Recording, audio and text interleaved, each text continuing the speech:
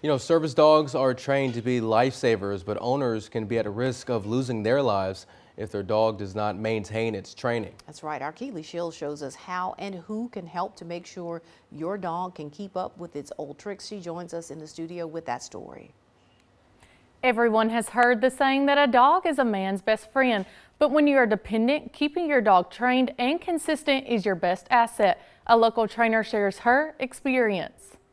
I was on death's door, very, very sick. Angela Strong almost lost her life over 20 years ago due to health issues, but thankfully her therapy dog comforted her during a very rough time. I know what it's like to sit in a hospital, be sick, and have tubes and everything attached to you, and then to have a dog come in and be able to change that demeanor. It was then she realized a dog's life-saving abilities, and it motivated her to become a trainer. 2 decades later, she has trained countless dogs. I have one dog that is trained, he's my mobility dog. I have one dog that's trained to help me stand.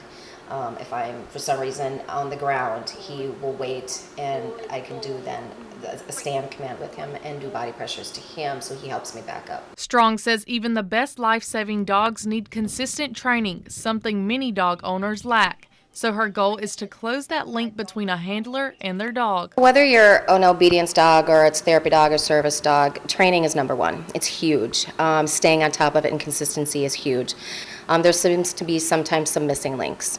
My job is to help out the veteran or the recipient, the first responder, to stay on top of that training. Strong says that communication is key with your animal. Communication between dog and owner, dog and handler, super important. Dogs are constantly communicating with you. They're communicating with other dogs and other animals in the household. And being able to understand those cues is important.